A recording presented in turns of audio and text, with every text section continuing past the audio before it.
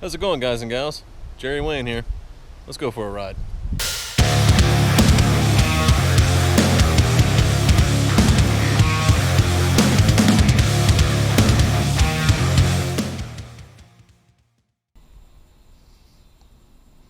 This is a 2011 Ninja 250. Just did a bunch of work to it.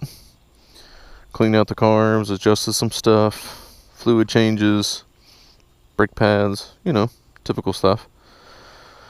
A little bit of maintenance in, but we're going to take it for a rip, see how it does.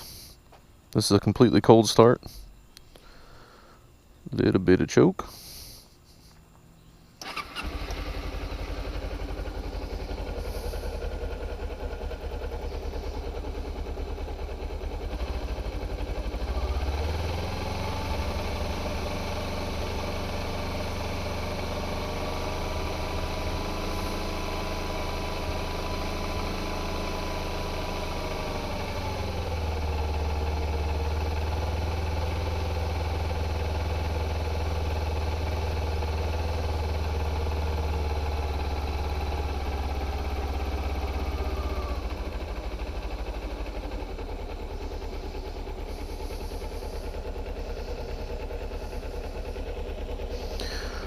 Let's do it.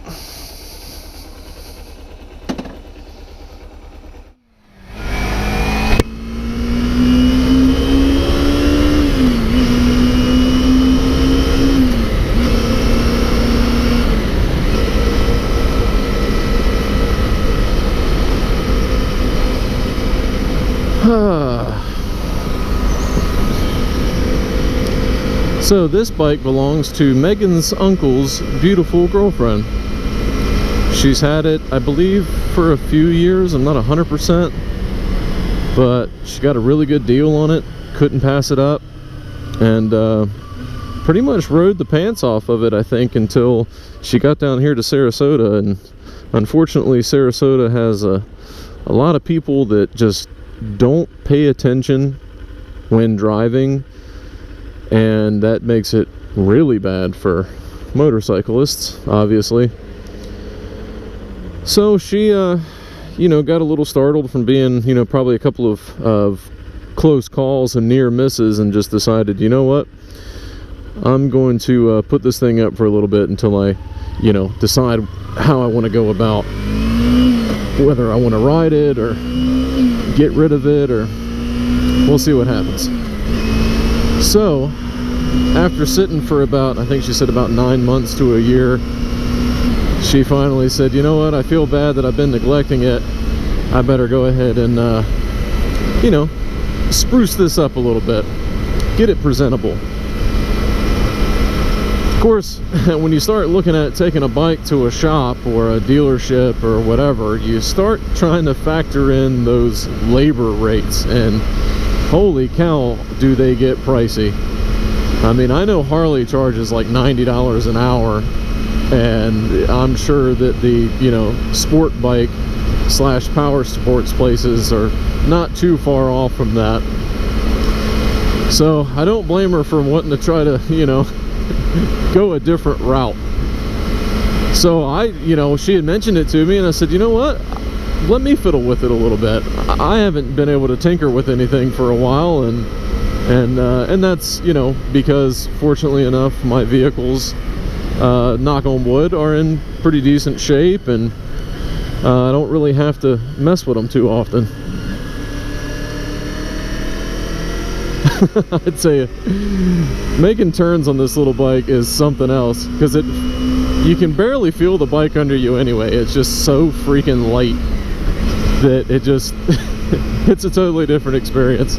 Obviously, I'm used to riding that big old heavy Harley, and I'm pretty sure this thing probably don't weigh more than 300 pounds, if that. So it's a fun little ripper. So anyway, I said, you know what, let me give it a try. I'd like to tinker with it a little bit. And I mean, it's a 2011, but it's a carbureted bike, so I don't think they started running fuel injection until 2012. So I said, I'll fiddle with it. You know, I'm no master at carburetors or anything, but I know the gist, and you know, I know how they operate, so I can at least try to take them apart and clean them up, and you know, this and that, yada yada. So I brought the trailer over to her place and picked it up and brought it back, and I mean, I was so excited about just messing with something again, I just immediately started ripping into it. So first thing I did was obviously I just pulled all the plastics off of it and got it stripped down to where I could actually physically see everything around the bike.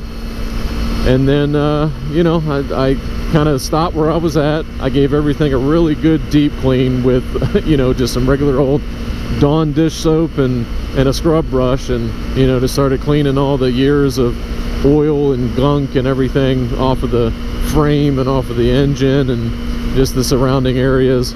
By the way, this bike has 24,000 miles on it, and that's even more interesting after I tell you what I found with the bike.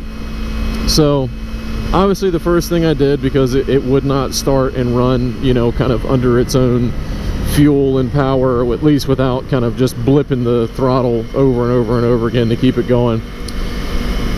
So the first thing I did was yank the carbs out of it, and you know, fortunately enough, there's YouTube and Google and forum websites to pretty much show you anything you need to know. So I happened to find a forum website talking all about the Ninja 250s, and a fella that actually made a couple of YouTube videos dedicated to tearing these carbs completely apart. And I kind of followed it step by step, or at least watched it once, and then started tearing the carb apart, and it really isn't that bad. And I was fortunate enough that, you know, all the diaphragms and everything in there were in pretty good shape, and I didn't have to actually get, hold on, I know this car is loud.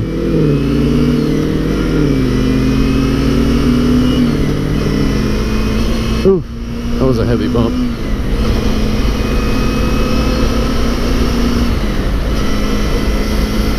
So fortunately enough, the carbs were in pretty good shape, other than just being really dirty and grimy from, you know, old gas and everything. So I didn't have to get a complete rebuild kit or anything like that. All the diaphragms and seals were in pretty good shape, so I just tore everything down and cleaned it out, blew it out with compressed air, and went to go put it back together. And I said, well, maybe let's start checking the obvious stuff like the air filter. So I found the air box, and nothing against Denise, but apparently I was the first one to find the air box, because when I went to go pull that filter out of there, holy cow, that thing was, I mean, it was gone. So the way Kawasaki did their filters from the factory was one of those kind of foam filters in between two plastic, you know, pieces that kind of clipped together and held the foam in place. Well, all the foam was just about gone, except for like the outside edges and the corners. The whole middle of it was just blown right out, and there was pieces of it all inside the air box. So I said, oh boy. And I kind of knew going in to the carbs, because where the diaphragm is, the top, the air inlet of the carbs was just covered in all this black stuff. It just looked like sand, and I, you know, really didn't know what it was until I pulled that air filter out of there. So after doing that, I said, well, let's look at the oil. So I went to go drain the oil, and let me backtrack. The first thing I noticed when I picked the bike up was the position of the petcock on the fuel tank. So I didn't know this when I first looked at it, but the petcocks on these carbureted bikes that are all vacuum assisted, it actually has a vacuum assisted petcock, and it only has two positions. It has prime and on. Well, when you're running the bike normally, you're supposed to have it in on position, and that means that the vacuum pressure of the carburetor and engine actually pulls fuel out of the tank and down into the carb bowls. Well, it was in the prime position, and I didn't realize until after I started doing a little bit of research, prime means wide open, as in just like you would figure on an old school petcock where you turn it on and the fuel just dumps right out of it. Well, that's what prime is, and the idea behind that is when you say you winterize the bike and you drain all the fuel out of the carbs, when you go to, you know, get it out of storage or, you know, out of winter keep, you go to you turn that to prime, so the bowls will immediately fill up. That way you should have a much easier start instead of, you know, cranking on it for a good while, waiting for the vacuum to pull the fuel out of the petcock. Well, it was in the prime position, and I didn't think anything of it until I started, you know, researching it a little bit, and I immediately saw the consequences of having that in prime mode. As soon as I cracked open the drain plug for the oil, it was pretty much gas. I'm telling you, there was no viscosity left in the oil. I've never seen anything like it. I couldn't get over it. So basically what was happening is that the bike was flooding so bad that it was just dumping raw fuel down the cylinder and just filling up the crankcase with gas. So I cleaned all that out, got a brand new filter and oil gasket ring, whatever you want to call it. It's an O-ring basically from Kawasaki. I didn't want to use no, you know, Amazon El Cheapo stuff, so I went to Kawasaki and picked it up. Changed the oil out. Of course, the bike immediately ran smoother after that, but I guess I didn't get to the part where after cleaning out the carbs, I also, based on the forum website that I was pulling a lot of information off of, the guy said that the air fuel mixture screws from the factory are kind of nowhere near where they should be. I mean, should is not the right word. It's where they want it to be because it's the safe zone.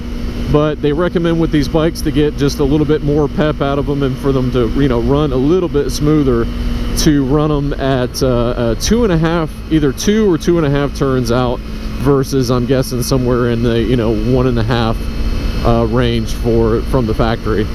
So I not only did I clean them out real good, and, you know, made sure everything was put back together the exact right way, I also did that adjustment on the air fuel mixture screws.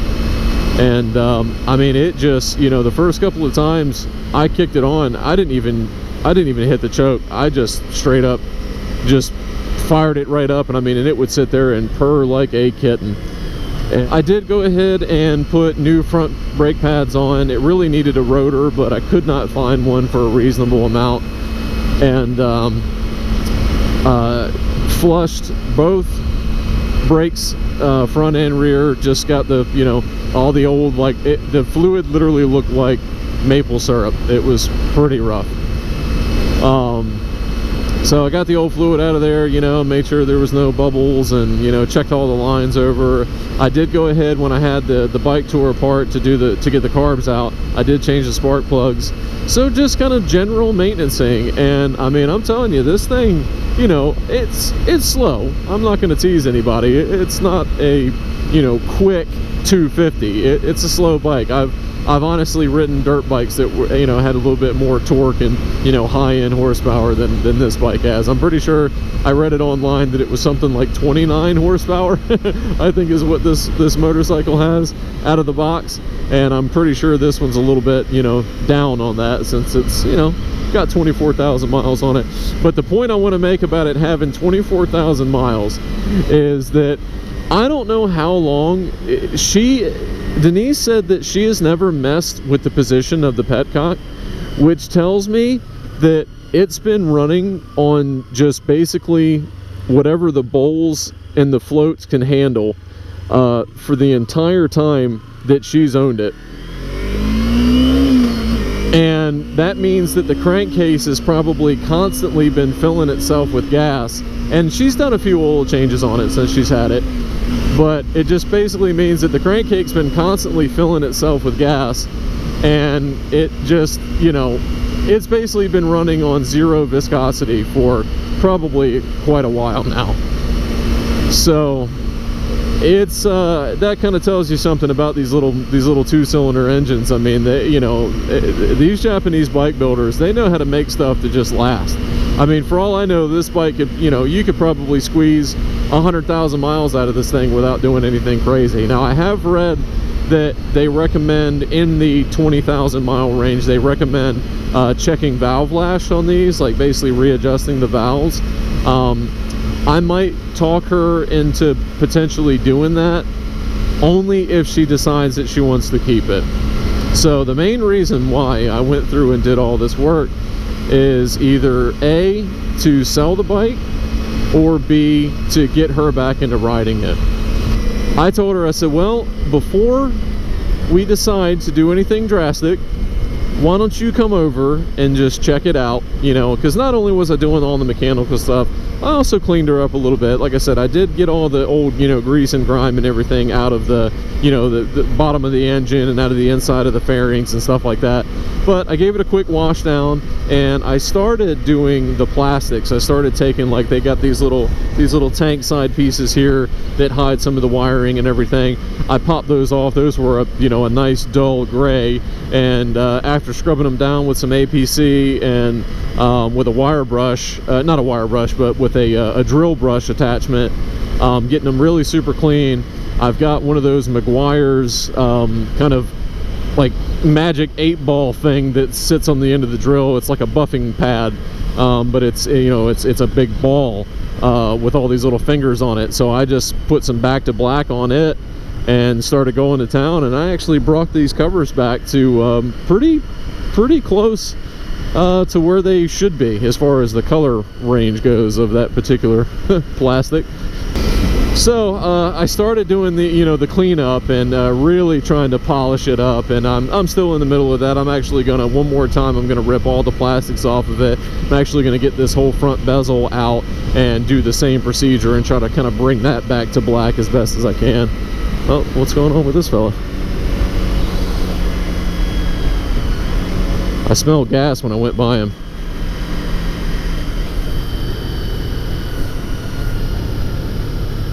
I'm gonna turn around and see what he needs.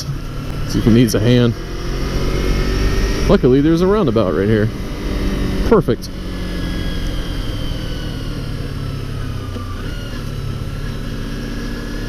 It's funny, is you can really lean this thing over. Oh, hey, that's a sport bike for you.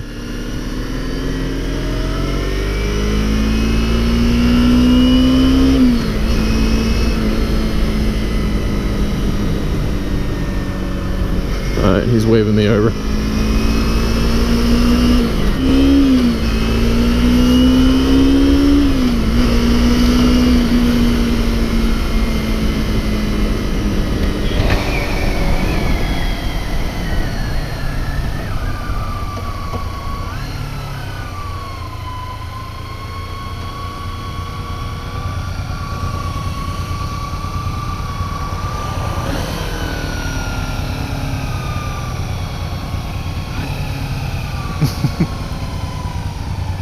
Settle down now. There we go. What's going on, man? My battery's wanting to die, I'm pretty sure. I left it on for 30 seconds while I ran in the auto parts store. And oh, left the key on? Yeah. Okay, I got you. So it's not wanting to run right.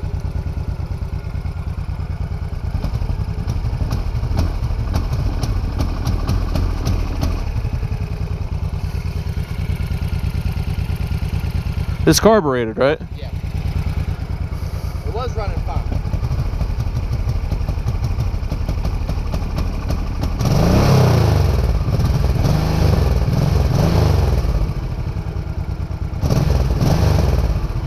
That's weird. It was almost like it was in limp mode or something, you know?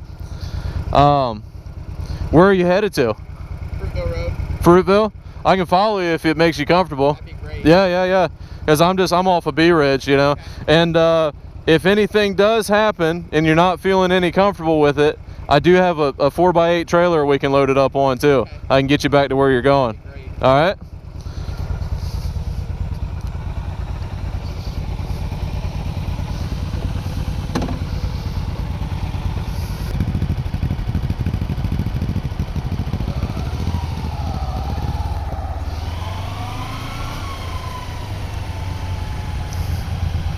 When you go to start off, real slow. Yeah, well, just give it pepped up a little bit.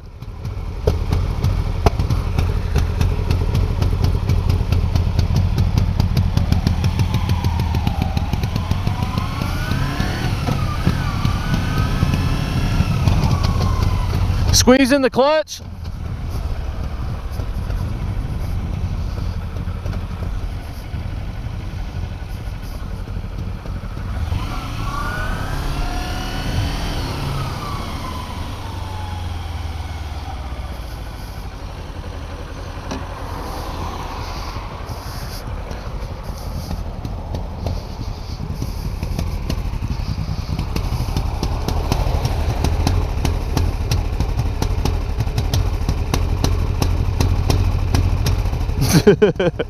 It's just so temperamental.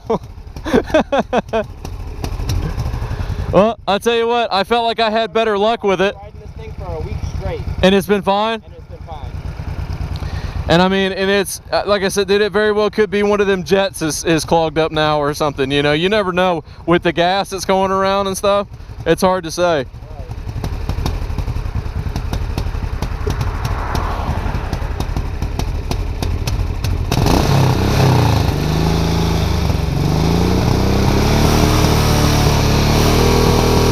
You hear all the sputtering? Pop, pop, pop, pop, pop, pop. That's a fueling problem, for sure.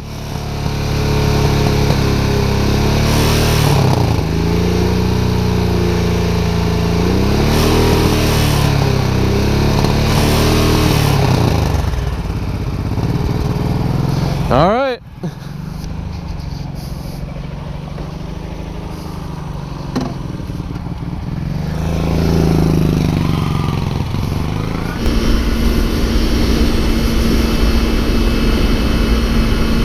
That's a ripper, that little bike. So it was a Shadow, a Honda Shadow. I'm guessing, I don't know, at least 1100, maybe 1200 cc's. When it finally got out of that spitting and sputtering, she was actually ripping. Well, the good news is this bike is running like a dream. So, not so bad.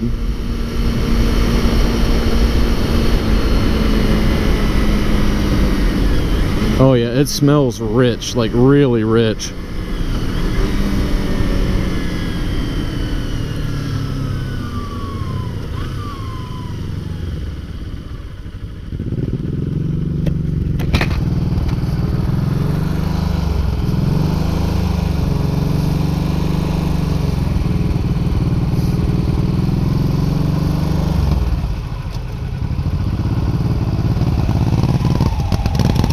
There it goes. What year is this, do you know? Like a 92, 93. Well, that should be super simple then, if it's that old. It's only got 7,000 miles on it. That's what that says? No kidding. Well, made new friend. So, turns out that bike belongs to his buddy that was just deployed. Not deployed, he went off to basic training or boot camp or whichever one it is, whatever branch of the military that he went into. And he said, you know, here, look after my bike for me, you know, ride it every once in a while, keep the cobwebs out of it. And he said he's been using it, I guess his truck was in the shop, and he's been using it as a daily commuter for the last week, and without any issues, with zero problems. And then all of a sudden today, he said he was just going down the street there about 45-50 mile an hour, and then it just fell on its face out of nowhere. And he said it was still idling, it would not get, you know, you would touch the throttle and it would do absolutely nothing. So that was pretty much what it was doing just then, is it was just, you know, fluttering real bad and really being funky. So I told him it might be a fueling issue, like, you know, carb related or what have you. He thought it might be something to do with the you know, regulator, rectifier / stator, you know, possibly, because looked like the headlight was dying off and everything. So I don't know. I don't know nothing about them Hondas. So it was a Shadow 1100. Yeah, he's got a Supermoto in the backyard. He said he's currently doing the carbs on and doing some adjustments and getting it back up to par. So we're gonna get together soon and do some riding. Should be fun. It was a nice kid. So I like meeting new people, and I'll tell you, and you can't, you know, that's one thing. I mean, Shade Tree says it all the time, and you know, Blockhead, all those guys. I mean, like the motorcycle community is just great for meeting people and hanging out, and just, you know, you always meet people that you share the same common interests, and that's motorcycles. And you know, even if you have nothing else to talk about, you can talk about motorcycles. Well, I'm almost back to the house, so I think I'm just going to wrap this video up. I know it's probably going to be all over the place, and I'm sure there's going to be some random cuts in there that don't make any sense, and you know, storylines that also don't make sense and aren't cohesive.